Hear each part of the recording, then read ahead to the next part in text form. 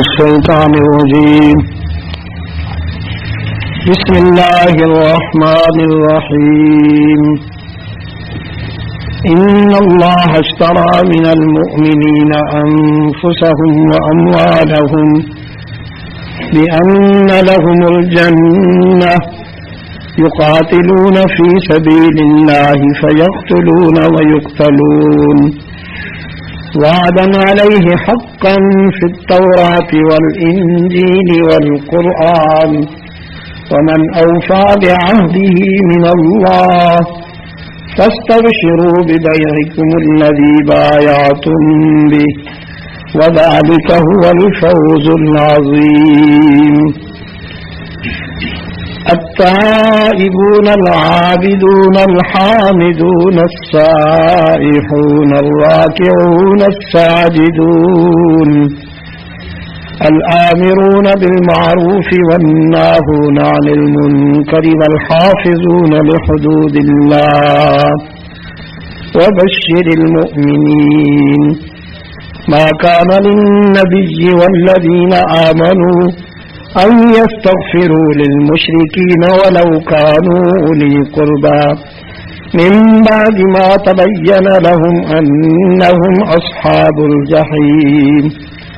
وما كان استغفار إبراهيم لأبيه إلا عن موعدة وعدها إياه فلما تبين له أنه عدو لله تبرأ منه إن إبراهيم لأواه حليم. وما كان الله ليضل قوما بعد إذ هداهم حتى يبين لهم ما يتقون إن الله بكل شيء عليم. إن الله له ملك السماوات والأرض يحيي ويميت وما لكم من دون الله من ولي ولا نصير. لقد تاب الله على النبي والمهاجرين والأنصار الذين اتبعوه في ساعة العسرة من بعد ما كاد يزيغ قلوب فريق منهم ثم تاب عليهم إنه بهم رؤوف رحيم. وعلى الثلاثة الذين خلفوا حتى إذا ضاقت عليهم الأرض بما رحبت وضاقت عليهم أنفسهم وظنوا أن لا ملجأ من الله إلا إليه ثم تاب عليهم ليتوبوا إن الله هو التواب الرحيم. ان اللہ اشترى من المؤمنین، اللہ نے خرید لی ہے مسلمانوں سے انفسہم ان کی جانیں واموالہم ان کے مال بأن لہم الجنہ جنت کے بدلے میں یقاتلون فی سبیل اللہ لڑتے ہیں اللہ کی راہ میں یقتلون ویقتلون پھر مارتے ہیں اور مارے جاتے ہیں وعدا علیہ حقا فی التوراۃ والانجیل والقرآن وعدہ ہو چکا اس کے ذمہ پر سچا توریت انجیل اور قرآن میں ومن اوفی بعہدہ من اللہ اور کون ہے قول کا پورا اللہ سے زیادہ فاستبشروا ببیعکم الذی بایعتم بہ سو خوشخبری دو اس تجارت پر اس بیع پر جو تم نے کیا ہے وذالک هو الفوز العظیم اور یہی بڑی کامیابی ہے. التائبون العابدون الحامدون وہ توبہ کرنے والے ہیں بندگی کرنے والے شکر کرنے والے السائحون بے تعلق رہنے والے مطلب بے مقصد باتوں سے بے تعلق رہنے والے الراکعون رکوع کرنے والے الساجدون سجدہ کرنے والے الآمرون بالمعروف نیکیوں کا حکم کرنے والے والناہون عن المنکر اور برائیوں سے منکرات سے روکنے والے والحافظون لحدود اللہ اور اللہ کی مقرر کردہ حدود کی حفاظت کرنے والے وبشر المؤمنین خوشخبری سنا دیجیے ایمان والوں کو. وَكَانَ لِلنَّبِيِّ وَالَّذِينَ آمَنُوا لائق نہیں نبی کو اور مسلمانوں کو ان یستغفروا للمشرکین یہ کہ بخشش چاہیں مشرکین کی وَلَوْ كَانُوا أُولِي قُرْبَىٰ وہ اگرچہ ان کے عزیز ہی کیوں نہ ہوں قرابت دار ہی کیوں نہ ہوں من بعد ما تبین لهم انہم اصحاب الجحیم جبکہ کھل چکا ان پر کہ وہ دوزخ والے ہیں وما كان استغفار ابراہیم لأبیہ اور بخشش مانگنا ابراہیم کا اپنے باپ کے واسطے سننا تھا الا عن موعدۃ وعدها ایاہ مگر وعدہ کے سبب کہ وعدہ کر چکا تھا اس سے فلما تبین له انه عدو للہ تبرأ منہ پھر جب واضح ہو گیا ابراہیم پر کہ وہ اللہ کا دشمن ہے تو وہ ان سے بیزار ہو گئے ان ابراہیم لأوّاہ حلیم بے شک ابراہیم نرم دل اور حوصلے والے تھے وما كان اللہ لیضل قوما بعد اذ ہداہم اور اللہ ایسا نہیں کہ گمراہ کرے کسی قوم کو جبکہ ان کو راہ پر لا چکا حتی یتبین لهم ما یتقون یہاں تک کہ کھول نہ دے ان پر جس سے ان کو بچنا چاہیے ان اللہ بکل شیء علیم بے شک اللہ ہر چیز پر علم رکھتا ہے ان اللہ له ملک السماوات والارض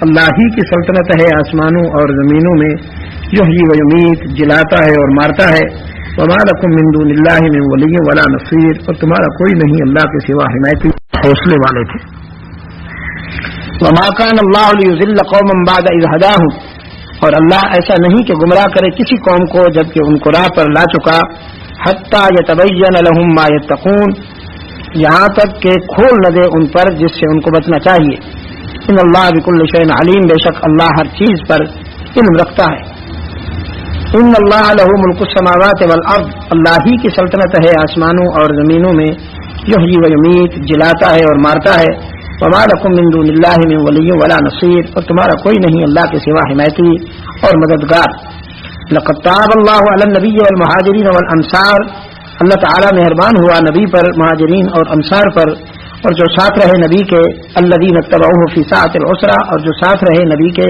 مشکل کی گھڑی میں من بعد ما کاد یزیغ قلوب فریق منہم اس کے بعد کہ قریب تھا کہ دل پھر جائیں بعضوں کے ان میں سے پھر مہربان ہوا ثم تاب علیہم پھر مہربان ہوا ان پر انہ بہم رؤوف الرحیم بے شک وہ ان پر مہربان اور رحم والا ہے رحم کرنے والا ہے وعلی الثلاثة الذین خلفوا اور ان تین شخصوں پر جن کو پیچھے رکھا تھا حتی اذا ضاقت علیہم الارض بما رحبت یہاں تک کہ جب تنگ ہو گئی ان پر زمین باوجود کشادہ ہونے کے وضاقت علیہم انفسہم اور تنگ ہو گئے ان پر ان کی جانیں وظنوا اللہ ملجأ من اللہ الا الیہ اور انہوں نے گمان کیا کہ کہیں جائے پناہ نہیں ہے اللہ سے مگر اسی کی طرف ثم تاب علیہم پھر مہربان ہوا ان پر لیتوبوا تاکہ وہ بھی پھر آئیں ان اللہ هو التواب الرحیم یقیناً اللہ تعالی تواب اور رحیم ہے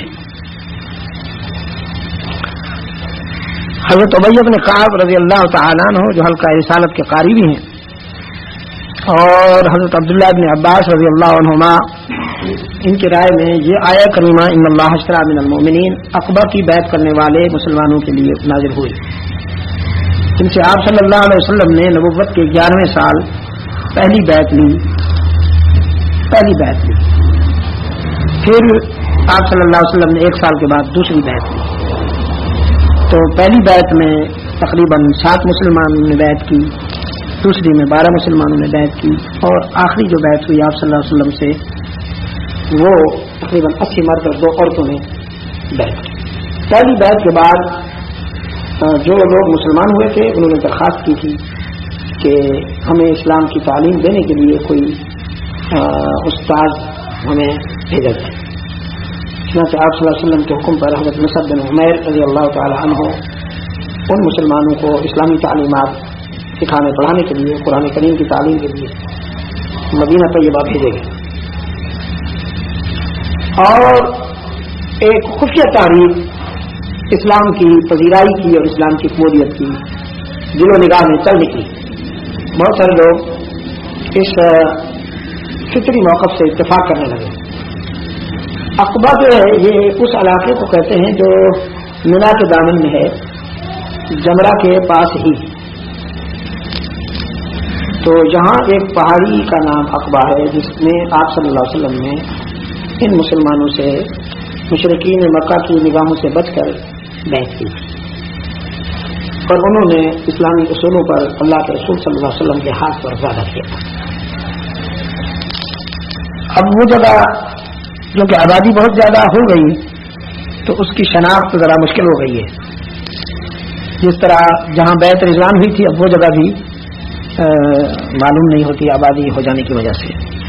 کچھ عرصہ تک بیعت رضوان جہاں ہوئی تھی وہاں وہ درخت رہا تھا جس کے نیچے بیعت لی گئی تھی، تحت الشجرہ تحت الشجرہ کا جہاں تذکرہ تھا۔ پھر لوگ اس درخت کی زیارت کے لیے آنا شروع ہو گئے۔ سیدنا عمر فاروق رضی اللہ تعالیٰ عنہ کو جب یہ معلوم ہوا کہ لوگ اس درخت کی زیارت کو آ رہے ہیں تو انہوں نے اس درخت کو کاٹ دیا۔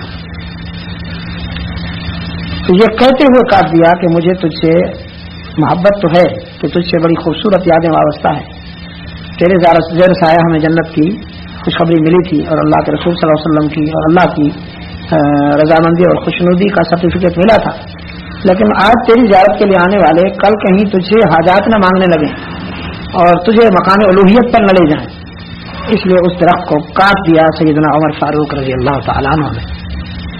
تو جس طرح وہ مقام اب اتنا واضح نہیں رہا، یہ اخبا کی جگہ بھی اب اتنی زیادہ واضح نہیں رہی آبادی ہو جانے کی وجہ سے۔ ما كان للنبي والذين آمنوا ان يستغفروا للمشركين، اس کے متعلق بھی مفسرین یہی اس پر اتفاق کرتے ہیں کہ یہ جناب ابو طالب کے بارے میں اللہ کے رسول صلی اللہ علیہ وسلم کی بے چینی اور بے قراری کو ملحوظ رکھتے ہوئے یہ آیت نازل ہوئی۔ آپ صلی اللہ علیہ وسلم چاہتے تھے کہ یہ مسلمان ہو کر اس دنیا سے جائے، کیونکہ ان کے احسانات تھے، آپ صلی اللہ علیہ وسلم کے ساتھ انہیں محبت بھی تھی، اس میں کوئی شک نہیں۔ تو آپ صلی اللہ علیہ وسلم کا یہ دلی تقاضا تھا کہ اس کو ایمان نصیب ہو جائے۔ چنانچہ اس کے آخری وقت میں کہ جب وہ تقریباً دنیا چھوڑنے والے تھے تو آپ صلی اللہ علیہ وسلم تشریف لے گئے کہ شاید اس وقت وہ میری دعوت کو نہ ٹھکرائے، لیکن بدقسمتی سے ابو جہل اپنی پارٹی سمیت پہلے سے وہاں موجود تھا۔ تو آپ صلی اللہ علیہ وسلم نے جب اپنے چچا محترم کو ایمان کے لیے ترغیب دی اور اسلام کی دعوت دی تو ابو جہل نے اونچی آواز سے چیخ کر کہا کہ کیا عبد المطلب کا دین چھوڑ دیں گے یا اپنے باپ دادا کے دین سے منحرف ہو جائیں گے؟ تو پھر آپ صلی اللہ علیہ وسلم نے وہ الفاظ دہرائے کہ چچا میرے کان میں کلمہ پڑھ لو، آہستہ سے پڑھ لو، میں تیرے ایمان کا گواہ بن جاؤں۔ تو ابو جہل نے پھر وہی جملہ دہرایا کہ کیا اپنے دادا عبد المطلب کے دین سے منحرف ہو جائیں گے؟ آپ نے تیسری مرتبہ پھر کہا کہ میرے کان میں ہی پڑھ لیجیے۔ تو ابو جہل نے بھی پھر وہی جملہ دہرایا کہ اپنے دادا عبد المطلب کے دین کو چھوڑ دیں گے۔ تو ابو طالب نے پھر یہ کہہ کر جان لی، اس دنیا کو چھوڑا کہ میں عبد المطلب کے دین کو نہیں چھوڑتا، جس پر انک لا تہدی من احببت ولکن اللہ یہدی من یشاء بھی نازل ہوئی کہ ہدایت اس کو نہیں ملے گی جسے آپ چاہیں، ہدایت کا فیصلہ تو رب العالمین فرماتے ہیں، ہدایت اسی کو ملے گی جس کے لیے اللہ تعالی فیصلہ فرمائیں گے۔ لقد تاب اللہ علی النبی والمہاجرین والانصار، یہ ان حضرات کے لیے آیہ کریمہ نازل ہوئی جو مخلفون ہیں غزوہ تبوک کے۔ ویسے تو بہت سارے لوگ نہیں گئے تھے جن کے دلوں میں نفاق کی بیماری تھی، جن پر ہم صبح بھی گفتگو کر چکے ہیں۔ دراصل غزوہ تبوک پر سورہ توبہ میں بڑی تفصیل کے ساتھ روشنی ڈالی گئی ہے، اس کے کئی پہلو ہیں۔ تو یہ ایک بڑا خوبصورت پہلو ہے، باوجود اس کے کہ تھوڑی سی تنبیہ بھی ہوئی ہے مخلص مسلمانوں کو، لیکن اس میں جو امتثال ہے امر رسول کا، میں سمجھتا ہوں کہ انسانی تاریخ میں اس کی کوئی مثال نہیں ملتی کہ اپنے قائد اور اپنے امیر کے حکم پر اس سنجیدگی کے ساتھ کوئی قوم عمل پیرا ہو، دنیا کی تاریخ میں اس کی کوئی مثال نہیں ملتی۔ یہ حضرت کعب بن مالک ہیں، ہلال بن امیہ ہیں اور مرارہ بن ربیع۔ مرارہ بن ربیع اور ہلال بن امیہ دونوں بدری صحابی ہیں۔ تو آپ صلی اللہ علیہ وسلم تو اپنے قافلہ کو لے کر روانہ ہوئے۔ یہ تینوں حضرات یہ سوچ کر رکے رہے کہ ہمارے پاس چونکہ تیز رفتار سواریاں ہیں تو ہم گھوڑے کو ایڑی لگائیں گے، چاوٹ لگائیں گے اور قافلے کو پالیں گے، چونکہ قافلے میں تو اونٹ بھی تھے اور اونٹ کی رفتار تو آپ کو پتہ ہے کہ ہر قدم استخارہ کر کے اٹھاتا ہے. تو اب جو لشکر اونٹ پر سوار ہو کے جا رہا ہے، تیز رفتار گھوڑے والا جو ہے راکب، وہ تو سوچتا ہے کہ بھائی میں بس انشاءاللہ جلدی پالوں گا. آپ صلی اللہ علیہ وسلم وہاں جب تبوک کے معرکہ میں تشریف لے گئے تو دشمنان اسلام کو مسلمانوں کی تیاری کا علم ہوا، انہوں نے پسپائی اختیار کی، وہ میدان میں آئے ہی نہیں. تو جو مقامی آبادی تھی، غیر مسلم آبادی تھی، انہوں نے اللہ کے رسول صلی اللہ علیہ وسلم کے ساتھ معاہدہ کر دیا کہ ہم اسلامی دستور کی پابندی کریں گے، اسلامی اصولوں کی پابندی کریں گے اور اسلامی طرز معاشرت کے پابند یا اسلامی ضوابط اور حدود کے پابند ہو کر ہم پرامن زندگی گزاریں گے. تو آپ صلی اللہ علیہ وسلم نے ان کے ساتھ معاہدہ کر دیا، یعنی جنگ کی نوبت آئی ہی نہیں. جو منافقین چاہتے تھے کہ مسلمانوں کو تکلیف پہنچے اور مسلمان جو ہیں وہ اس موقع پر بہت نقصان اٹھا کے آئے، اللہ نے کرم کیا کہ اس کی نوبت نہیں آئی اور آپ صلی اللہ علیہ وسلم فاتح اور غانم واپس تشریف لے آئے. اب مدینہ طیبہ میں جب پہنچے تو جو لوگ اس مرحلہ پر نہیں ساتھ دے سکے تھے ان میں سے کچھ تو واضح تھے لیکن کچھ واضح نہ تھے. بقول حضرت کعب بن مالک کے تقریباً 80 افراد وہاں پر آپ صلی اللہ علیہ وسلم کے پاس آئے جنہوں نے اپنے اپنے عذر پیش کیے. فرماتے ہیں کہ میں دیکھ رہا تھا اور سن رہا تھا کہ سب جھوٹ بول رہے ہیں، جھوٹی کہانیاں انہوں نے بیان کی. کسی نے کہا میری ماں بیمار تھی، کسی نے کہا میری نانی مر گئی تھی، کسی نے کہا میرا نانا مر گیا تھا. سب جھوٹ بول رہے تھے اور آپ صلی اللہ علیہ وسلم چپکے سے ان کی باتیں سنتے تھے. اور 80 افراد تھے تقریباً. بالآخر آپ صلی اللہ علیہ وسلم نے ان کے اس عذر کو قبول فرما لیا اور ان کا معاملہ اللہ کے سپرد کر دیا. اب کعب فرماتے ہیں کہ میں تو شاعر تھا، ادیب تھا اور بات بنانا تو مجھے صرف آتا نہیں تھا بلکہ اسے منظور کر کے بنانا آتا تھا. تو لیکن میں نے سوچا کہ میں اگر یہاں بات بناؤں اور جھوٹ بولوں تو کس کے سامنے بولوں گا؟ یہ تو محبت وہی ہے. آپ صلی اللہ علیہ وسلم نے میری طرف دیکھا، اس میں تھوڑی سی ناراضگی کا تاثر تھا. تو پھر فرمایا کہ کہا تم بھی نہیں آ سکے ہو. میں کھڑا ہو گیا اور میں نے کہا ہاں اللہ کے رسول، میں، میرا بھائی ہلال، میرا بھائی مرارا، ہم تینوں یہ سوچتے سوچتے رہ گئے کہ ہمارے پاس تیز رفتار سواریاں ہیں، ہم جلدی لشکر کو پالیں گے، لیکن وہ تو آپ ماشاءاللہ اتنے جلدی واپس بھی آ گئے. تاہم میں اپنے اس عذر کا اعتراف کرتا ہوں، اپنی اس کوتاہی کا اعتراف کرتا ہوں. اس پر میں معذرت خواہ ہوں اللہ تعالیٰ سے بھی، آپ سے بھی، اور میں اس کو اپنے آپ کو جواب دہی کے لیے پیش کرتا ہوں. میں بھی، میرے دونوں بھائی بھی، ہم سے کوتاہی ہوئی ہے اور اس غفلت کے لیے ہم خود کو گلٹی کہتے ہیں، قصوروار ہیں. تو آپ صلی اللہ علیہ وسلم کے منہ سے جو اس موقع پر الفاظ نکلے وہ یہ تھے کہ اما ھذا فقد صدق. تو یہ اما ھذا جو ہے یہ بتاتا ہے کہ اس سے پہلے جن لوگوں نے کہانیاں سنائی وہ تو آپ نے سن تو لی لیکن کوئی تبصرہ نہ کیا، خاموش رہے.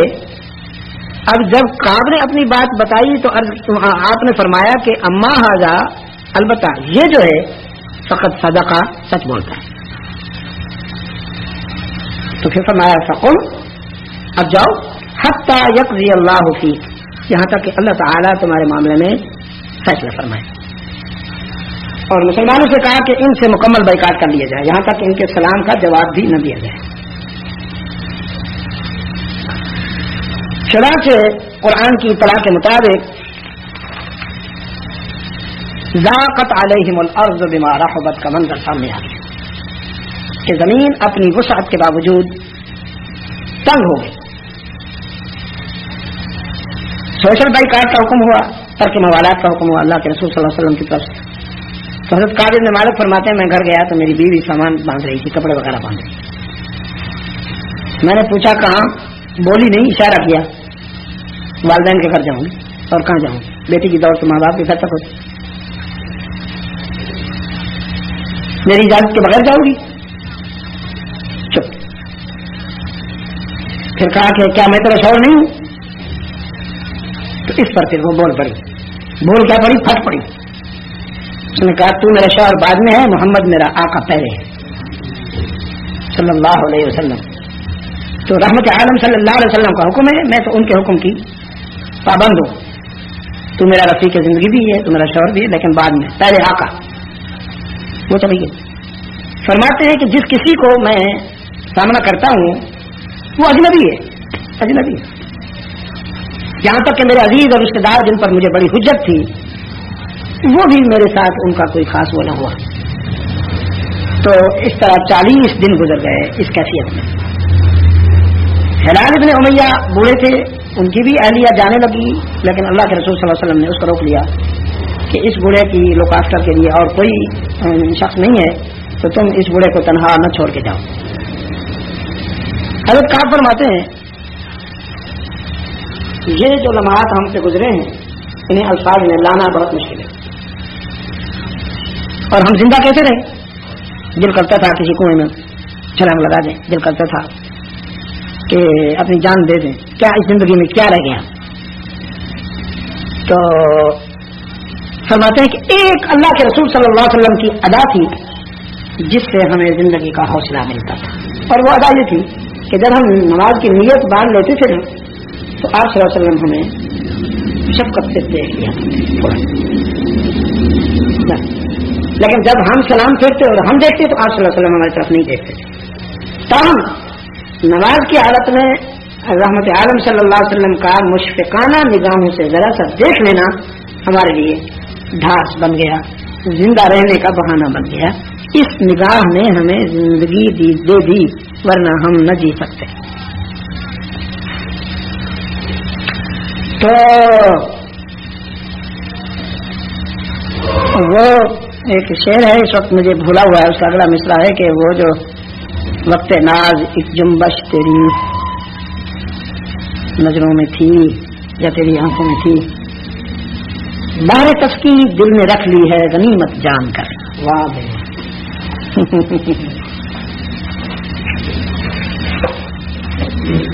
بہر تسکین دل نے رکھ لی ہے غنیمت جان کر.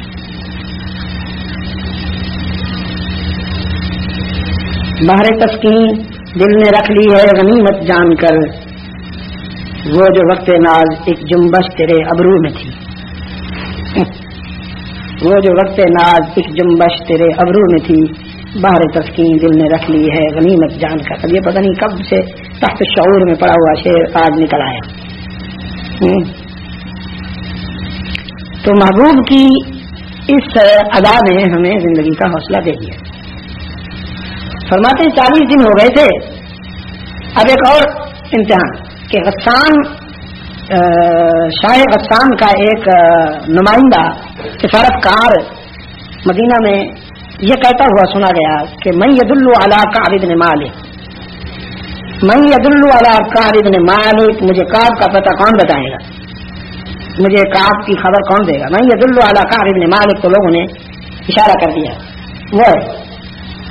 تو وہ میرے پاس آیا اور جیب سے ایک وہ نکال کے مجھے دیا، مکتوب ایک لیٹر مجھے نکال کے دیا کہ یہ ہمارے بادشاہ صاحب نے آپ کے نام خط بھیجا ہے.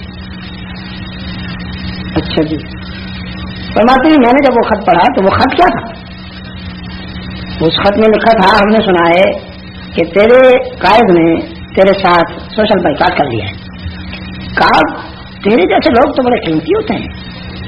یہ ہارس ٹریڈنگ ہو رہی ہے، ہارس ٹریڈنگ ایسے اسی طرح جو سیاسی گھوڑے خریدے جاتے ہیں اس کی عبارت یہ ہوتی ہے یار تیرے جیسا ہارڈ ورکر، اتنا مخلص آدمی اور تیرا لیڈر تیری قدر ہی نہیں کرتا. تو یقین کر بلیو نہیں، اگر ہمارے پاس ہوتا تو ہم تو تجھے سونے سے تولتے. اور یہ حالت ہے تیری ناقدری ہو رہی ہے. بس اس قسم کی عبارت تھی. اگر تو ہمارے پاس آ جائے تو ہم تو تجھے سونے سے تولیں. کعب بن مالک نے کہا اچھا یعنی کفر کے دل میں ہمارے لیے گنجائش پیدا ہونے لگی. اس کے جو خط لایا تھا اس کی طرف دیکھ کر خط کو ٹکڑے ٹکڑے کیے اس کے سامنے، اور سامنے تندور جل رہا تھا. خط کو جا کے اس تندور میں ڈال کر اس سے کہا کہ اپنے دو ٹکے کے بادشاہ سے جا کے کہنا کہ تیرے خط کا جواب تو یہ ہے. تو ہمیں سمجھا نہیں ہے، نہ یہ قائد ہے کہ اسے چھوڑ دیا جا سکے، اور نہ ہم ورکر ہیں کہ ہم کوئی اس طرح کی باتوں سے اپنے راستہ بدل لیں گے. یہ وہ تعلق نہیں ہے جو تم سمجھے بیٹھے ہو. یہ تو میرے قائد نے مجھ سے بات چیت کرنا چھوڑا ہے. اگر وہ میرے جسم کے بھی ٹکڑے کر دیں تو میرے جسم کے ہر ٹکڑے سے انہی کی غلامی کی آواز بلند ہوگی، کسی اور کے لیے کوئی گنجائش نہیں ہے. ہم نے بکنا تھا تو بک چکے، ہم نے بکنا تھا تو بک چکے ہیں، اور ہمیں خرید لیا ہے اللہ اور اس کے رسول نے. ان اللہ اشترا، یہ ہم نے بکنا، یہ اللہ تعالیٰ نے ابھی تصدیق دی ہے. کوئی یہاں سے مطالعہ نہیں ہے آپ کو کتابوں میں، یہاں اس حوالے سے نہیں ملے گا کہ ہم نے بکنا تھا تو بک چکے ہیں، اور ہمیں خرید لیا ہے اللہ اور اس کے رسول نے. ہمارا سب کچھ انہیں کا ہے. تو کون ہوتا ہے ہمیں ترغیب دینے والا اور تحریف دینے والا یا ہمارا راستہ بدلنے کی امید رکھنے والا؟ اس کو تو منہ توڑ جواب دیا، اسے مایوس کر دیا. لیکن پھر آنسوں کی برسات میں، ٹوٹے ہوئے دل کے ساتھ آنسوں کی برسات میں رحمت عالم کی خدمت میں آئے. کہنے لگے آقا نوبت تو یہاں تک آ گئی ہے کہ کفر ہم سے توقع رکھنے لگا ہے کہ ہم یہ در چھوڑ کر ان کے ہاں چلے جائیں. یہ تو ناممکن ہے، ناممکن ہے، ناممکن ہے. لیکن ہم انسان تو ہیں، انسان تو ہیں، لغزش تو ہو سکتی ہے. یہ آزمائش کب تک ہوگی؟ اللہ کے رسول صلی اللہ علیہ وسلم، آپ صلی اللہ علیہ وسلم نے انگلی آسمان کی طرف اٹھا دی، بولے کچھ نہیں، آسمان کی طرف انگلی اٹھا دی. میں بھی انتظار کر رہا ہوں، تم بھی انتظار کرو، میں بھی انتظار کر رہا ہوں، تم بھی انتظار کرو. بس پھر گھر گئے، پھر وہی سجدے اور آنسو، سجدے اور آنسو. 50 راتیں گزر گئیں، 50 روتے ہوئے. تو پھر ایک صبح فرماتے ہیں کہ میں آنسو کی برسات میں بیٹھا تھا، آنکھیں برس رہی ہیں، سوچ رہا ہوں دنیا کا یہ حال ہے تو آخرت کا کیا بنے گا. کہ میرے سامنے سلا کی ایک پہاڑی، سلا ایک پہاڑی، اس کو سلا کہتے ہیں. سلا کی پہاڑی سے ایک آواز مجھے سنائی دی، کعب مبارک ہو تمہیں، کعب مبارک ہو تمہیں. ہاں یہ کون ہے؟ کوئی مذاق کر رہا ہوگا میری بے بسی پر. تو میں ذرا اٹھ کھڑا ہوں. جب اٹھ کھڑا ہوا تو یہ آواز بلند کرنے والا مجھے نظر آ گیا. تو میں نے دیکھا کہ وہ تو ابو بکر صدیق ہے. تو بس پھر میں بے تحاشا مکان کی بلندی سے، یعنی اوپر والے حصے سے نیچے کی طرف اترا. کہ یہ جملہ تو عجیب ہے، اتنا قابل یقین نہیں ہے، حالات بڑے سنجیدہ ہیں، لیکن جس منہ سے نکل رہا ہے اس منہ سے کبھی جھوٹ نکلا ہی نہیں. وہ صداقت کا معیار ہے، اسے اللہ کے رسول صلی اللہ علیہ وسلم نے صدیق کا خطاب دیا. تو اگرچہ جملہ بڑا سنجیدہ ہے لیکن اس منہ سے کبھی جھوٹ نہیں نکلا. تو میں نیچے اترا ہے. ابو بکر رضی اللہ تعالیٰ عنہ نے محبت سے مجھے گلے سے لگا، فرمایا کعب آج اللہ کے رسول جس محبت سے تجھے یاد کر رہے ہیں، تیرے تو سارے آنسو ہمیں بھول گئے، تیرا تو سارا دکھ ہمیں بھول گیا، اور ہم سب رشک کرتے ہیں کہ اے کاش تیری جگہ پر ہم ہوتے. ہمارے اوپر بے شک یہ 40-50 راتیں اس طرح گزر جاتی، لیکن پھر نطق رسالت پر محبت کے یہ تأثرات جو تجھے مل رہے ہیں اس وقت ہمیں نصیب ہوتے. چل دیر نہ کر. تو فرماتے ہیں کہ میرے پاس تھا اور کچھ نہیں، ایک جبہ میں نے پہن رکھا تھا بڑا قیمتی تھا، وہی اتار کے صدیق اکبر کے گلے میں ڈال دیا. اس کا مطلب یہ ہے کہ اگر کسی دوست کی زبان سے خوشخبری ملے تو پھر اس طرح اس کی دلجوئی یا اس کی عزت افزائی کرنا یا اپنے محبت کا اظہار کرنا، یہ حضرات صحابہ رضوان اللہ علیہ مجمعین کا معمول. فرماتے ہیں کہ میں صدیق اکبر کے ساتھ اپنے مرکز محبت میں پہنچا، بارگاہ عقیدت میں پہنچا تو رحمت عالم صلی اللہ علیہ وسلم کا چہرہ ویسے بھی 14 کا چاند تھا، ہاں جی، لیکن آج تو عجیب چمک دیکھی میں، آج تو عجیب چمک دیکھی. سیدہ فرماتی ہیں رضی اللہ تعالی عنہا، سیدہ عائشہ صدیقہ رضی اللہ تعالی عنہا فرماتے لوگوں کا سورج دن کو چمکتا ہے، رات کو غروب ہو جاتا ہے، میرا سورج دن کو بھی چمکتا ہے، رات کو بھی چمکتا ہے. صلی اللہ علیہ وسلم. اللهم صل على محمد النبي الأمي وآله وبارك وسلم تسليما كثيرا كثيرا. تو آپ صلی اللہ علیہ وسلم نے فرمایا کعب مبارک ہو تمہیں، آج تم اس طرح دھل گئے ہو، آج تم اس طرح دھل گئے ہو جیسے شکم مادر سے تم نے آج ہی جنم لیا. ہاں، جیسے تم آج اس دنیا میں پیدا ہوئے ہو، تمہارا دامن حیات اتنا دھل گیا ہے تمہارے آنسو نے تمہارے سارے داغ دھو ڈالے اور اللہ کی رحمت نے تمہیں اپنے دامن میں لے لیا، تمہیں مبارک ہو۔ فرماتے ہیں میرا خیال یہ تھا کہ قلب رسول پر ہمارے بارے میں اللہ تعالی نے اظہار برات یا اظہار عفو کر دیا ہوگا۔ یہ تو میں سوچ بھی نہیں سکتا تھا کہ ہمارے متعلق قرآن نازل ہوا ہے جو قیامت تک پڑھا جاتا رہے گا۔ چنانچہ آپ صلی اللہ علیہ وسلم کی زبان پر یہ آیات جاری ہو گئی۔ لقد تاب اللہ علی النبی والمہاجرین لقد تاب اللہ علی النبی والمہاجرین والانصار الذین اتبعوه فی ساعة العسرة من بعد ما كاد يزيغ قلوب فريق منهم ثم تاب عليهم إنه بهم رؤوف رحيم وعلى الثلاثة الذين خلفوا حتى إذا ضاقت عليهم الأرض بما رحبت وضاقت عليهم أنفسهم وظنوا أن لا ملجأ من الله إلا إليه ثم تاب عليهم ليتوبوا إن الله هو التواب الرحيم۔ اب معافی تو ہو گئی، سوچنے کی بات یہ ہے میرے عزیز کہ مسئلہ تو تھا ان تین کا، غم یا دکھ تو تھا ان تین کا، اور الفاظ یہ ہیں کہ تاب اللہ علی النبی، رجوع کر لیا یا مہربان ہوا اللہ تعالیٰ اپنے نبی پر، مہاجرین پر اور انصار پر۔ حالانکہ پرابلم تو ان تین کا تھا، رو تو یہ رہے تھے، اور مہربانی کا آغاز ہو رہا ہے نبی سے، مہاجرین سے، انصار سے۔ پھر ان کی تھوڑی سی تعریف کر کے قرآن کریم کہ وہ انصار اور مہاجرین جو ہے وہ کون ہیں؟ الذین اتبعوا فی ساعۃ العسرہ وعلی الثلاثۃ الذین خلفوا، یہ چوتھے نمبر پہ آیا ہے۔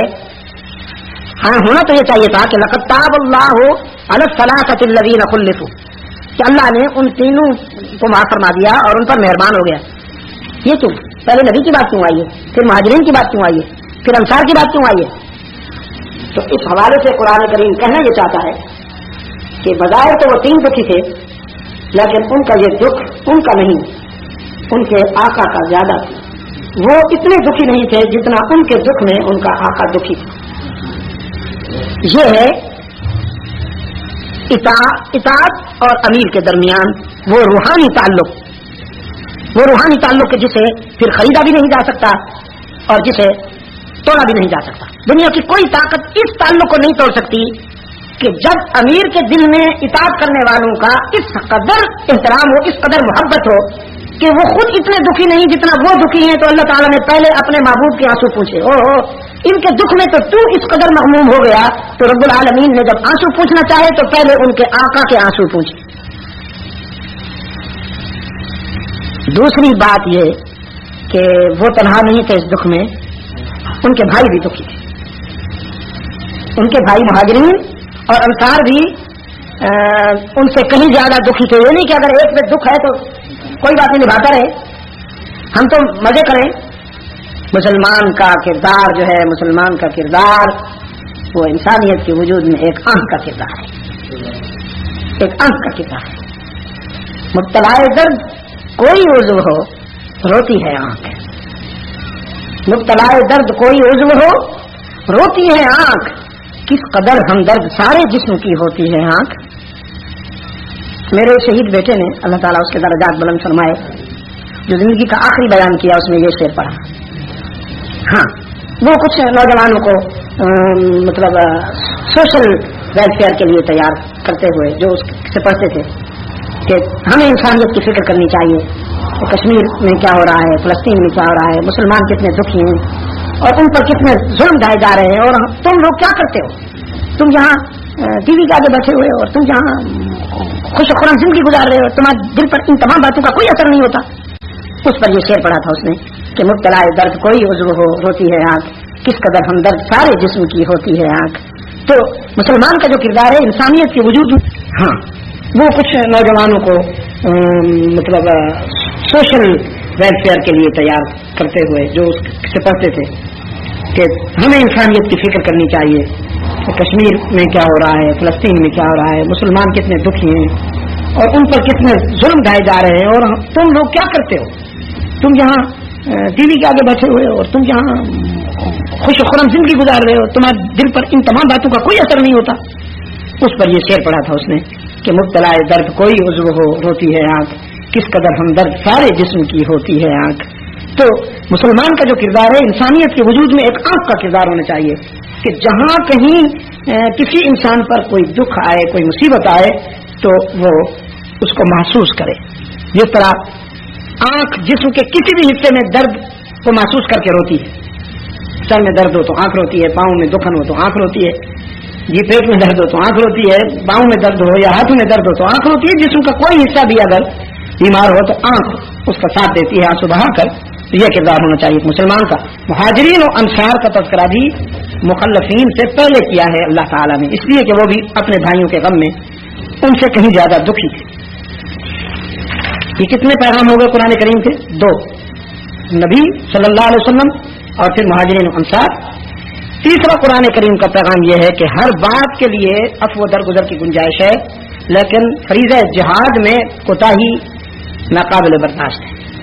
وہ جو کہا نا، قل ان کان آباؤکم وابناؤکم وازواجکم واخوانکم وازواجکم وعشیرتکم واموال اقترفتموها وتجارة تخشون کسادها ومساکن ترضونها احب الیکم من اللہ ورسولہ وجہاد فی سبیلہ۔ تو احب الیکم من اللہ ورسولہ یعنی اللہ کے رسول کی محبت سے یہ چیزیں زیادہ پسند ہو جائیں تو اس کا اظہار کیسے ہوگا؟ کہ اگر تمہیں تمہارے مطلب ماں باپ، تمہاری اولاد، تمہاری بیویاں، تمہارے رشتہ دار، تمہاری تجارت، مال و دولت، تمہارے گھر محلات، اگر یہ تمہیں اللہ اور اس کے رسول سے زیادہ پیارے ہوں گے تو پھر تم کیا کرو گے؟ پھر تم جہاد سے کنی کتراؤ گے۔ پھر جہاد میں جانا تمہیں پسند نہیں ہوگا کہ ہمارے گھر کا کیا بنے گا، ہمارے مال کا کیا بنے گا، ہماری دولت کا کیا بنے گا، ہمارے اولاد کا کیا بنے گا۔ جب تم ان چیزوں کے لیے سوچنا شروع کرو گے تو پھر تمہیں جہاد پر جانے کی ہمت نہیں ہوگی، تو پھر فتربصوا، پھر انتظار کرو اللہ کے عذاب کا، پھر اللہ کا عذاب آئے گا، اور تم جس سے بچنا چاہتے ہو اس سے کہیں زیادہ تکلیف اٹھاؤ گے، نقصان اٹھاؤ گے۔ تو جہاد میں کوتاہی ناقابل برداشت ہے۔ اس پر اتنا بڑا کورٹ مارشل ہوا ان حضرات کا کہ بدری ہیں جن کو جنت کی بشارت دی جا چکی ہے، لیکن اس کے باوجود ان کا کورٹ مارشل ہوا۔ 3 باتیں ہو گئی۔ چوتھی یہ بات ہو گئی کہ اسلام نے نظم و ضبط اور ڈسپلن کا جو مزاج دیا ہے اس کا مظاہرہ یہاں ہوا ہے۔ ورنہ اب بدقسمتی سے ہمارا حال یہ ہے کہ ہم ظاہر ایک دوسرے کے سامنے آئیں تو ہمارا انداز کچھ اور ہوتا ہے، اور جب ہم ایک دوسرے کے پس پشت ہوں تو پھر ہمارا انداز کچھ اور ہوتا ہے۔ یہ ایک نفاق کا شعبہ ہے، یہ شعبۃ من النفاق کہ ہم سامنے اور ہوں اور پیٹھ پیچھے اور ہوں۔ یہاں آپ کو مسلمانوں کا یہ انداز ملے گا کہ انہوں نے اپنے امیر اور اپنے قائد کے حکم کی اطاعت میں تنہائی میں بھی وہی رویہ اختیار کیے رکھا جو جلوت میں تھا، خلوت میں بھی وہی رویہ اختیار کیے رکھا، بڑوں سے چھوٹوں تک، عورتوں سے مردوں تک۔ تمام معاشرے نے، مسلم معاشرے نے نظم و ضبط کا ایک مثالی مظاہرہ کیا۔ کتنی باتیں ہو گئی؟ 4، اور 5ویں یہ کہ اگر اس طرح کوئی کوتاہی ہو جائے، اگر اس طرح کی کوئی کوتاہی ہو جائے تو پھر اس کا یہ ہے کہ بھئی اللہ تعالیٰ سے رجوع کرنا چاہیے اور اس سے معافی مانگنی چاہیے۔ اللہ تعالیٰ کا وعدہ ہے کہ وہ تواب الرحیم ہے، وہ خطائیں معاف کرتا ہے۔ یا ایھا الذین آمنوا اتقوا اللہ وکونوا مع الصادقین ما كان لأهل المدينة ومن حولهم من الأعراب أن يتخلفوا عن رسول الله ولا يرغبوا بأنفسهم عن نفسه ذلك بأنهم لا يصيبهم ظمأ ولا نصب ولا مخمصة في سبيل الله ولا يطؤون موطئا يغيظ الكفار ولا ينالون من عدو نيلا إلا كتب لهم به عمل صالح إن الله لا يضيع أجر المحسنين ولا ينفقون نفقة صغيرة ولا كبيرة ولا يقطعون واديا إلا كتب لهم ليجزيهم الله أحسن ما كانوا يعملون وما كان المؤمنون لينفروا كافة فلولا نفر من كل فرقة منهم طائفة ليتفقهوا في الدين ولينذروا قومهم إذا رجعوا إليهم لعلهم يحذرون. ایمان والو اللہ سے ڈرو اور سچے لوگوں کے دوست بنو، سچے لوگوں کے دوست بنو. ما كان لأهل المدینة ومن حولهم من الأعراب، مدینہ والوں کو اور جو ان کے ارد گرد کے دیہاتی ہیں یہ تو مناسب نہیں ان يتخلفوا عن رسول اللہ کہ پیچھے رہ جائیں وہ رسول اللہ صلی اللہ علیہ وسلم سے، ولا يرغبوا بانفسهم عن نفسه، اور نہ یہ مناسب ہے ان کے لیے کہ وہ اپنی جان کو زیادہ چاہیں رسول اللہ صلی اللہ علیہ وسلم سے، یعنی رحمت عالم صلی اللہ علیہ وسلم کے مقابلے میں انہیں اپنی جان عزیز ہوں. یہ اہل ایمان کا شیوا نہیں ہے. ذالک بانہم لا یصیبہم ظمأ ولا نصب ولا مخمصۃ فی سبیل اللہ، یہ اس واسطے کہ جہاد کرنے والے نہیں پہنچتی ان کو پیاس اور نہ محنت اور نہ بھوک اللہ کی راہ میں، اور نہیں قدم رکھتے کہیں جس سے کہ خفا ہوں کافر، اور نہ چھینتے ہیں دشمن سے کوئی چیز مگر لکھا جاتا ہے ان کے واسطے اس کے بدلے میں نیک عمل. یعنی اس راستے میں وہ جتنا دکھ اٹھاتے ہیں، جتنی تکلیفیں اٹھاتی ہیں، ان تمام تکالیف کا ایک ایک اسلوب اللہ کے ہاں ذخیرہ ہوتا ہے، لکھا جاتا ہے، کوئی بات ضائع نہیں جاتی. ان اللہ لا یضیع اجر المحسنین، یقیناً اللہ تعالی محسنین کا اجر ضائع نہیں فرماتے. اور نہ خرچ کرتے ہیں کوئی خرچ چھوٹا یا بڑا، اور نہ طے کرتے ہیں کوئی میدان مگر لکھ لیا جاتا ہے ان کے واسطے تاکہ بدلہ دے ان کو اللہ تعالی بہتر اس کام کا جو کرتے تھے. وما كان المؤمنون لينفروا كافة، اور ایسے تو نہیں مسلمان کے کوچ کرے سارے کے سارے. فلولا نفر من كل فرقة منهم، سو کیوں نہ نکلا ہر فرقہ میں سے ان کا ایک حصہ، طائفة ليتفقهوا في الدين، تاکہ سمجھ پیدا کریں دین میں، ولينذروا قومهم، اور خبر پہنچائیں اپنی قوم کو، اذا رجعوا الیہم، جب لوٹ کر آئیں ان کی طرف، تاکہ وہ بچتے رہیں، لعلہم یحذرون، لعلہم یحذرون، تاکہ وہ بچتے رہیں. جب ان حضرات کی توبہ قبول ہوئی اور اللہ تعالیٰ نے اپنے رسول صلی اللہ علیہ وسلم کے ذریعے انہیں بتا دیا کہ تمہاری خطائیں معاف کر دی گئی ہیں اور تمہارا دامن حیات بے داغ ہو گیا ہے، اور جس کی تعبیر رسول اللہ صلی اللہ علیہ وسلم نے ان الفاظ کے ساتھ حضرت کعب بن مالک کو دی کہ آج تم اس طرح ہو جیسے تمہیں ماں نے آج جنم دیا ہے. تو اس خوشی میں حضرت کعب بن مالک رضی اللہ تعالیٰ عنہ نے عرض کیا تھا کہ اللہ کے رسول، میں اپنا سارا مال و متاع جو کچھ کہ میرے پاس ہے وہ سب کا سب اللہ کے دین کے لیے وقف کرنا چاہتا ہوں، میں اپنے گھر جھاڑو پھیرنا چاہتا ہوں. اس پر رسول اللہ صلی اللہ علیہ وسلم نے فرمایا نہیں، تمہیں زندگی گزارنی ہے اور زندگی گزارنے کے لیے جو تمہارے ضروریات ہیں ان کو رکھ لو، باقی جو تمہاری ضرورت سے زیادہ ہے وہ اللہ کے دین کے لیے بے شک خرچ کر سکتے ہو. یہ وہی سلسلہ چل رہا ہے غزوہ تبوک سے باہر رہنے والوں کا، مخلفون کا، انہی کے متعلق کہا جا رہا ہے کہ تمہیں یہ شایع نشان نہیں ہے تمہارے ایمان کے کہ تم اپنی جانیں بچانے کے لیے بیٹھ جاؤ اور اللہ کے رسول کو تنہا چھوڑ دو. ولا يرغبوا بانفسهم عن نفسه، کہ تم اپنی جانوں کو رسول کی جانوں سے زیادہ عزیز رکھو. رسول اللہ صلی اللہ علیہ وسلم نے فرمایا لا يؤمن احدكم، تم میں سے کوئی شخص اس وقت تک ایمان میں کامل نہیں ہو سکتا حتی اکون احب الیہ من والدہ وولدہ والناس اجمعین، یہاں تک کہ میں اس کے دل میں اس کے والدین، اس کے اولاد، آل اولاد اور دنیا کے تمام رشتوں سے زیادہ محبوب نہ ہو جاؤں. یعنی وہ میرے لیے سب کو چھوڑ سکے، یہ نہیں کہ سب کے لیے مجھے چھوڑ دے. اب میں اس مقام پر رسول اکرم کی بات کیسے مانوں؟ میرے والدین بوڑھے ہیں. میں اس موقع پر اللہ کے رسول کی اطاعت کیسے کروں؟ میری اولاد چھوٹی ہے. میں اس موقع پر رسول کی بات کیسے مانوں؟ میرے بھائیوں کو نقصان ہو جائے گا. تو حضور صلی اللہ علیہ وسلم نے فرمایا ایمان کی کسوٹی یہ ہے کہ کوئی شخص اس وقت تک ایمان میں مکمل نہیں ہو پائے گا جب تک کہ والدین سے، اولاد سے اور دنیا کے تمام رشتوں سے زیادہ مجھے نہ چاہے، میری محبت اس کے دل میں زیادہ نہ ہو. کیا مطلب؟ میرے لیے سب کو چھوڑ سکے، یہ نہیں کہ سب کے لیے مجھے چھوڑ دے.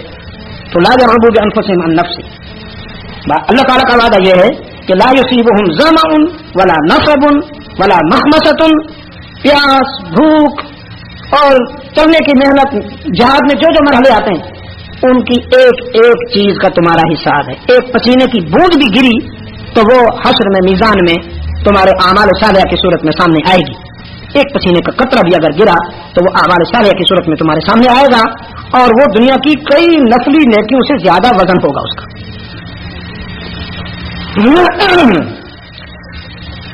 فلولا نفر من كل فرقة منهم طائفة ليتفقهوا في الدين. اس سے مفسرین نے علم کے طلباء مراد لیے ہیں کہ جو تفقہ فی الدین حاصل کرنے کے لیے دور دراز کا سفر کرتے ہیں. سیدنا علی رضی اللہ تعالی عنہ فرماتے ہیں مسلمان من المہد الی اللحد طالب علم رہتا ہے. اس کا جو طالب علم کا سفر ہے وہ کبھی ختم نہیں ہوتا. یہ تو ہم نالائق ہیں کہ اگر 4 رسالے پڑھ لیے تو علامہ سے نیچے ٹھہرتے ہی نہیں, بس علامہ ہو گئے, اب تو ہم کمپلیٹ ہو گئے. یعنی اب اگر مزید پڑھا تو اوور فلو ہو جائے گا, علم جو ہے وہ ہمارے کناروں سے ادھر ادھر گرنا شروع ہو جائے گا. اوہو, علم کا تو کوئی کنارہ ہے ہی نہیں. یہ تو ایسا سمندر ہے کہ اس میں تو زندگیاں کھپ جاتی ہیں اور یہ کبھی اس کو یعنی آدمی احاطہ نہیں کر سکتا. اور وہ ہم نے وہ لکھ رکھا ہے سیدنا علی رضی اللہ تعالیٰ عنہ کا ایک قول کہ من کان فی طلب العلم, جو طلب علم میں ہوتا ہے تو کانت الجنت فی طلبہ, جنت اس کی طلب میں ہوتی ہے. جو علم کی طلب میں رہتا ہے جنت اس کی طلب میں رہتی ہے. جو علم کی ڈیمانڈ کرتا ہے جنت اس کی ڈیمانڈ کرتی ہے. ومن کان فی معصیت اللہ, اور جو گناہ کی طرف جاتا ہے, ہاں اللہ محفوظ رکھے, تو پھر آگے کیا ہے جی؟ ہاں, کانت النار فی طلبہ, گناہ کے راستے پر چلنے والے کے لیے جہنم دروازے کھول کے رکھتی ہے. لیا اس میں یا اللہ ذرا پا اس میں میرے اندر, میں اس کی طبیعت صاف کرا, یہ بھی خبر لواں. تو یہ جو تفقہ فی الدین ہے, تفقہ فقہ سے ہے. فقہ کا جو عمومی تصور ہے, جو کامن کانسیپٹ ہے, وہ یہ ہے کہ دین کا ہر حوالے سے سمجھنا, یہ فقہ ہے. یعنی تمام دین کی ضروریات کو سمجھنے کا کیا نام ہے؟ فقہ ہے.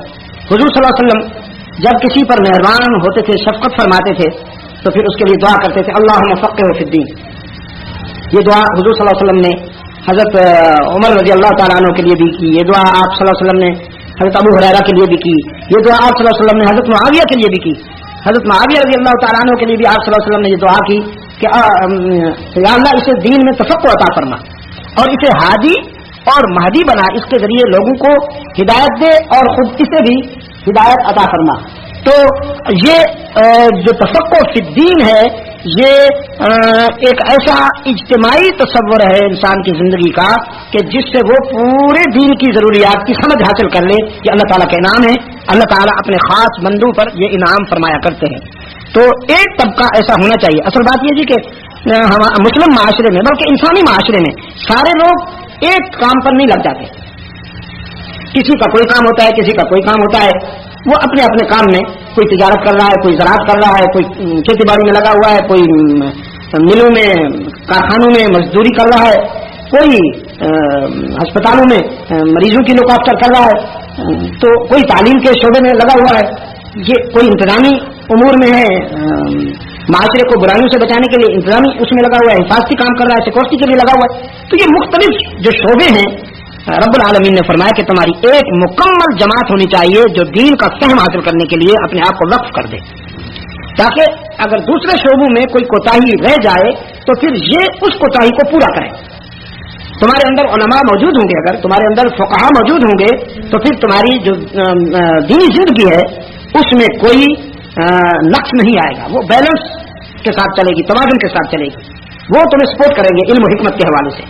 تو ایک جماعت ہونی چاہیے تمہارے اندر ایسی جو تفقہ فی الدین کے لیے کوشاں رہے, اور پھر اپنے اسی علم کے نور سے اپنی قوم کو بد اعمالیوں سے ڈرائے کہ تم اگر اعمال بد کرو گے تو اس کے نتائج بھگتنا پڑیں گے تمہیں. جیسا کہ میں نے صبح کہا کہ اگر کوئی شخص آگ کو پکڑتا ہے تو وہ یہ نہ سمجھے کہ میں برف پکڑ رہا ہوں, آگ بہرحال آگ ہے, اس کا کام جلانا ہے. تو اگر کوئی گناہ کرتا ہے تو پھر یہ نہ سمجھے کہ کچھ نہیں ہوگا. گناہوں کا ری ایکشن نیچرل ہے, فطری ہے, اس کا رد عمل ہوگا. اگر کوئی گناہ کرتا ہے، اللہ کی نافرمانی کرتا ہے، تو اس کے رد عمل سے نہیں بچے گا، دنیا میں بھی اور آخرت میں بھی.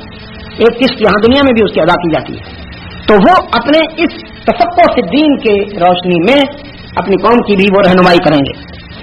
یا ایھا الذین آمنوا قاتلوا الذین یلونکم من الکفار ولیجدوا فیکم غلظہ واعلموا ان اللہ مع المتقین وإذا ما أنزلت سورة فمنهم من يقول أيكم زادته هذه إيمانا فأما الذين آمنوا فزادتهم إيمانا وهم يستبشرون وأما الذين في قلوبهم مرض فزادتهم رجسا إلى رجسهم وماتوا وهم كافرون أولم يرون أنهم يفتنون في كل عام مرة أو مرتين ثم لا يتوبون ولا هم يذكرون وإذا ما أنزلت سورة نظر بعضهم إلى بعض هل يراكم من أحد ثم انصرفوا صرف الله قلوبهم بأنهم قوم لا يفقهون لقد جاءكم رسول من أنفسكم عزيز عليه ما عنتم حريص عليكم بالمؤمنين رؤوف رحيم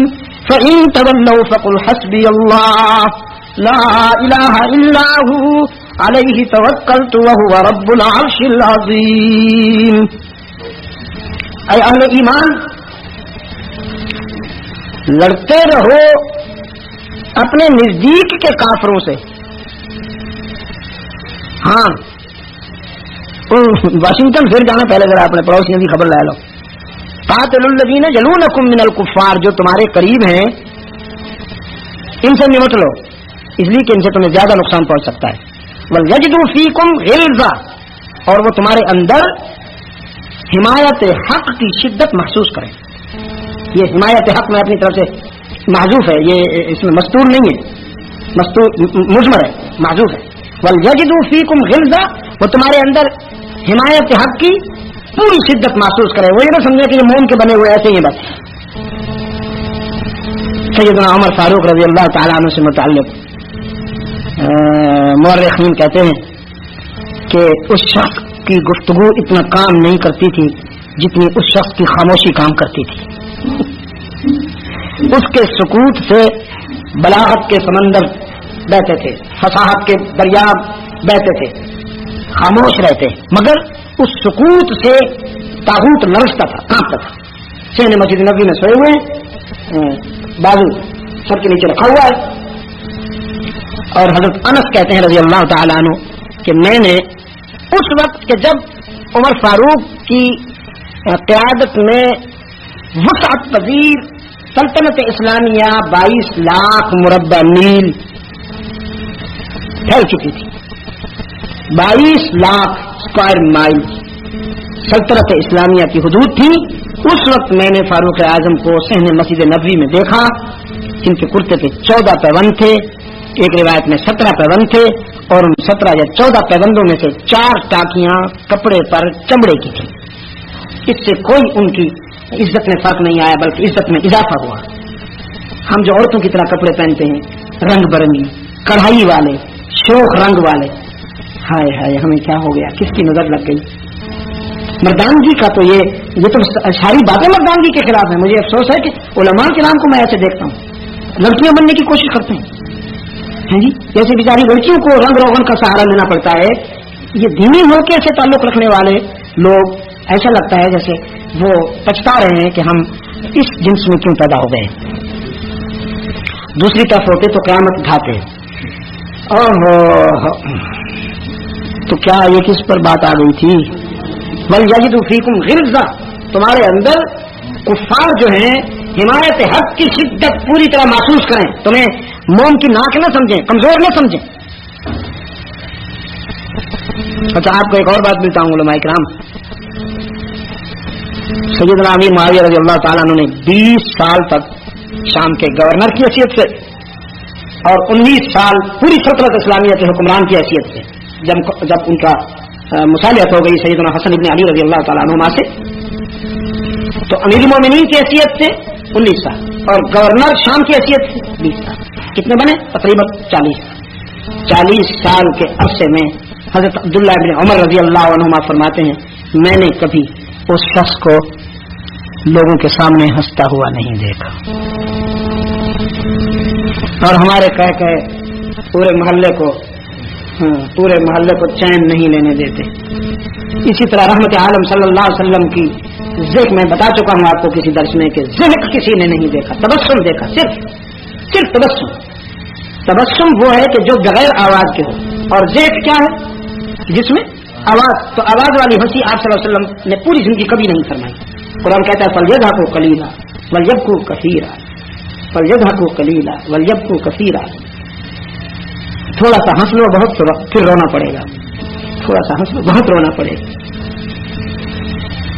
حضرت حسن بصری رحمۃ اللہ علیہ فرماتے تھے جس کے دل میں یہ خیال ہو کہ میرے والدین فوت ہو گئے, جس کے دل میں خیال ہو کہ میرے آبا اجداد فوت ہو گئے, جس کے دل میں یہ خیال ہو کہ میرے بیٹے میرے بچے جو میرے سامنے چہک رہے ہیں ہنس رہے ہیں ان سب نے مٹی میں چلے جانا ہے, جس کے سامنے یہ خیال ہو کہ میں نے خود بھی مر جانا ہے, اور جس کے سامنے یہ خیال ہو کہ میں خاک میں مل جاؤں گا, پھر اللہ کی عدالت میں جاؤں گا اور مجھے ایک ایک عمل کا حساب دینا ہوگا, وہ ہنسی کہاں سے لائے گا, ہنسی کہاں سے لائے گا؟ اور اگر پھر بھی وہ ہنستا ہے تو اس سے بڑا پاگل کون ہوگا؟ اور وہ میں نے ایک سیدنا عیسیٰ علیہ السلام کا ایک تأثر آپ سے لکھوایا تھا, اس میں انہوں نے فرمایا ہے کہ ضعیف انسان اپنے خالق کو کبھی بھول نہ جانا, دنیا میں مہمان بن کے رہنا. ضعیف انسان اپنے خالق کو کبھی بھول نہ جانا, دنیا میں مہمان بن کے رہنا. مساجد سے دل لگانا, ڈرائنگ روم سے نہیں, گھر کے ٹی وی لاؤنج سے نہیں, مساجد سے دل لگانا.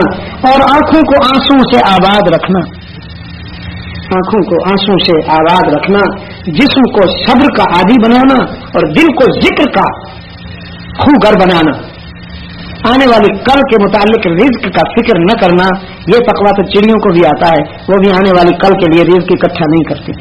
اتنا تو تقویٰ کر لے کہ جس نے آج کھلایا ہے وہ کل بھی کھلائے گا. تو خیر وَاعْلَمُوا أَنَّ اللَّهَ مَعَ الْمُتَّقِينَ, یاد رکھو اللہ متقین کا ساتھی ہے, متقین کا دوست ہے. اور جب نازل ہوتی ہے کوئی سورت تو بعض ان میں کہتے ہیں کس کا تم میں سے زیادہ کر دیا اس سورت نے ایمان.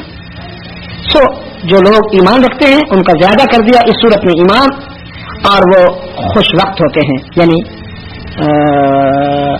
بشارت یافتہ ہوتے ہیں. بشارت یافتہ, اس سے بشارت سے وہی یستبشرون, یعنی وہ خوش ہوتے ہیں, وہ خوشخبری پا لیتے ہیں. وَأَمَّا الَّذِينَ فِي قُلُوبِهِم مَرَضٌ, اور جن کے دلوں میں نفاق کا مرض ہے, بیماری ہے, فَزَادَتْهُمْ رِجْسًا, آیتیں اترتی رہتی ہیں, ابر کرم برستا رہتا ہے اور ان کا رجس بڑھتا ہے. ویسے نا جب پھولوں پہ بارش ہوتی ہے تو پھول نکھرتے ہیں, مہکتے ہیں, اور کوڑے کے ڈھیر پہ وہی بارش جب برستی ہے تو بدبو اٹھتی ہے. تو اہل ایمان ان کا نکھرتا ہے, آیتیں جب نازل ہوتی ہیں تو ایمان نکھرتا ہے, اور منافقین کی بدبو اٹھتی ہے. فزادتہم رجسا الی رجسہم وماتوا کافرون, مرتے ہیں اور کافر ہی ہو کے مرتے ہیں. اولا يرون انہم یفتنون فی کل عام مرۃ او مرتين, کیا نہیں دیکھتے کہ وہ آزمائے جاتے ہیں ہر برس ایک بار یا دو مرتبہ. ثم لا یتوبون, پھر بھی توبہ نہیں کرتے. ولا هم یذکرون, اور نصیحت نہیں پکڑتے. دنیا نے جن کو دھوکہ دے رکھا ہے اور وہ اللہ کی نافرمانی کے راستے پر چلتے ہیں, تو یہ قرآن کی اطلاع یہ ہے کہ فطرتاً انہیں جھنجھوڑا جاتا ہے, فطرتاً انہیں شاخ لگائے جاتے ہیں, شاید بدل آئیں, لعلہم یرجعون. لیکن بدنصیب جو ہوتے ہیں وہ اس کو چانس کہتے ہیں, تو اس طرح ہو جاتا ہے کبھی کبھی. اور جن کو اللہ تعالی اپنے کرم سے نوازتے ہیں پھر ان کے دل میں تخویف ڈالتے ہیں, وہ اس تنبیہ کو عبرت سمجھ کر اپنا راستہ فوراً بدل لیتے ہیں شر سے خیر کی طرف. لیکن بدنصیب وہ پتھر ہیں کہ جن کے اوپر بارش برسے بھی تو اندر نہیں جاتی, ان کے اوپر نہ کوئی تنبیہ اثر کرتی ہے نہ کوئی واضح نصیحت اثر کرتا ہے, وہ نہیں بدلتے. وَإِذَا مَا أُنزِلَتْ سُورَةٌ نَظَرَ بَعْضُهُمْ إِلَىٰ بَعْضٍ هَلْ جَرَاكُم مِّنْ أَحَدٍ ثُمَّ انصَرَفُوا صَرَفَ اللَّهُ قُلُوبَهُمْ بِأَنَّهُمْ قَوْمٌ لَّا يَفْقَهُونَ. اور جب نازل ہوتی ہے کوئی سورت تو دیکھنے لگتا ہے ان میں سے ایک دوسرے کی طرف کہ تم کو کوئی مسلمان کے دوسرے کی طرف کیا دیکھتا ہے تم کو کوئی مسلمان, پھر چل دیتے ہیں اگر تمہارے پاس رسول جو تم میں سے ہے یعنی انسانوں میں سے, عزیز علیہ ما عنتم, بوجھ ہے اس پر جو تم کو تکلیف پہنچے. عزیز علیہ ما عنتم, یہ حوالہ دینا میں بھول گیا, قرآن نے خود یاد دہانی کرا دی. چونکہ بات تو ایک ہی ہو رہی ہے نا جی, کہ وہ جو مخلفون تھے اللہ نے جب ان کے آنسو پوچھے تو پہلے نبی کے آنسو پوچھے، اس لیے کہ وہ خود اتنے دکھی نہیں تھے جتنا ان کا محبوب، ان کا قائد دکھی تھا۔ عزیز علیہ ما عنتم، جو تم پر کبھی تکلیف آتی ہے تو سب سے زیادہ دکھ انہی کو پہنچتا ہے۔ تم خود اتنے دکھی نہیں ہوتے ہو اپنے رنج میں جتنا تمہارا قائد دکھی ہوتا ہے۔ عزیز علیہ ما عنتم، بھاری ہے اس پر جو تکلیف تم کو پہنچے۔ حریص علیکم بالمؤمنین رؤوف الرحیم، وہ شدید خواہش رکھتا ہے تم پر بھلائی کی، ایمان والوں سے شفقت اور مہربانی کے ساتھ۔ فإن تولوا، پھر بھی اگر منہ پھیرے، فقل حسبی اللہ، تو کہہ دے میرا اللہ مجھے کافی ہے، لا الہ الا ہو، کوئی معبود نہیں مگر وہی، علیہ توکلت، میں اسی پر بھروسہ کرتا ہوں، اسی پر ڈپینڈ کرتا ہوں، وہ رب العرش العظیم، اور وہی عرش عظیم کا رب ہے۔ یہ سورہ توبہ کی آخری دو آیتیں جو ہیں حضرت ابی بن کعب رضی اللہ عنہ اور حضرت عبداللہ ابن عباس رضی اللہ عنہما، ان دونوں حضرات کی رائے میں قرآن کریم کی آخری آیتیں نزول کے اعتبار سے۔ بعض حضرات کا خیال ہے کہ الیوم اکملت لکم دینکم اتممت علیکم نعمتی ورضیت لکم، حضرت عبداللہ ابن مسعود، حضرت علی رضی اللہ تعالیٰ عنہ، وہ حضرات ان کی رائے ہے کہ آخری آیت الیوم اکملت لکم دینکم، اور حضرت عبداللہ ابن عباس، حضرت ابی بن کعب رضی اللہ عنہم، ان حضرات کے مطابق وہ کہتے ہیں کہ یہ قرآن کریم کی آخری آیتیں ہیں۔ اور اپنے مفہوم کے اعتبار سے، اپنی روح کے اعتبار سے ان دو آیتوں میں اتنی بڑی بات کہہ دی گئی ہے کہ تقریباً قرآن کریم کی روح سمت آئی ہے اس میں۔ اور میں آپ کو یہ پہلے کہیں کہہ چکا ہوں کہ قرآن کریم کا جو بھی حصہ ممتاز ہے، ویسے تو سارے کا سارا مکھن ہے، ویسے تو سارے کا سارا عطر ہے، اس میں کسی کو ترجیح دینا بڑا مشکل ہے کہ یہ حصہ زیادہ پاکیزہ اور یہ حصہ زیادہ معطر ہے، بڑا مشکل ہے۔ سارے کا سارا مکھن ہے، سارے کا سارا عطر ہے، ساری کی ساری خوشبو ہے، لیکن ان میں سے جو ممتاز ہے نا، جو بہت ممتاز ہے، وہ وہی حصہ ہے جس میں اللہ کی توحید بیان کی گئی۔ مثلا سورہ اخلاص کو لے لیں، سورہ فاتحہ کو لے لیں، رب العالمین سے بات شروع ہوئی، ایاک نعبد و ایاک نستعین، مالک یوم الدین، ایاک نعبد و ایاک نستعین، اہدنا الصراط المستقیم۔ تو قرآن کریم میں جہاں کہیں اللہ کی توحید اور مسئلہ الہ بیان ہوا ہے، وہ حصہ ممتاز ہو گیا ہے۔ تو اسلاف یہ بھی کہتے ہیں کہ اگر یہی دو آیتیں کوئی یاد کر لے اور سمجھ لے تو پورا قرآن کریم سمجھ۔ اس میں کسی کو ترجیح دینا بڑا مشکل ہے کہ یہ حصہ زیادہ پاکیزہ اور یہ حصہ زیادہ معطر ہے، بڑا مشکل ہے۔ سارے کا سارا مکھن ہے، سارے کا سارا عطر ہے، ساری کی ساری خوشبو ہے، لیکن ان میں سے جو ممتاز ہے نا، جو بہت ممتاز ہے، وہ وہی حصہ ہے جس میں اللہ کی توحید بیان کی گئی۔ مثلا سورہ اخلاص کو لے لیں، سورہ فاتحہ کو لے لیں، رب العالمین سے بات شروع ہوئی، ایاک نعبد و ایاک نستعین، مالک یوم الدین، ایاک نعبد و ایاک نستعین، اہدنا الصراط المستقیم۔ تو قرآن کریم میں جہاں کہیں اللہ کی توحید اور مسئلہ الہ بیان ہوا ہے، وہ حصہ ممتاز ہو گیا ہے۔ تو اسلاف یہ بھی کہتے ہیں کہ اگر یہی دو آیتیں کوئی یاد کر لے اور سمجھ لے تو پورا قرآن کریم سمجھ لے گا۔ اور اگلی بات ایک اور بھی ہے جو آپ کے کام آئے گی، میرے دوست آئے ہیں، انہیں یہ گفٹ کرتا ہوں، تو انگلینڈ سے آئے ہوئے میرے میزبان ہیں، ان کی اللہ تعالیٰ ان کو اجر عظیم عطا فرمائے۔ وہاں مجھے لیے پھرتے ہوتے تھے، بس وہ راز ہے ان کی جو محبت ہے میرے اور اللہ کے درمیان اور ان کے درمیان، وہ راز ہے، اللہ تعالیٰ ان کو جزائے خیر دے۔ وہ آج تشریف لائیں تو میں اور کچھ نہیں دے سکتا، یہی دے رہا ہوں۔ یہ دو آیتیں صبح پڑھ لیں اور شام کو پڑھ لیں، انشاءاللہ صبح سے شام تک آپ اللہ کی حفاظت۔ اور یہ اس کو روایت کیا ہے بہت سارے صحابہ نے حضور صلی اللہ علیہ وسلم سے کہ اگر یہ دو آیتیں صبح پڑھ لی جائیں اور شام کو بھی پڑھ لی جائیں تو صبح پڑھیں گے تو شام تک محفوظ، شام کو پڑھیں گے تو صبح تک محفوظ۔ اللہم نور قلوبنا بنور الایمان۔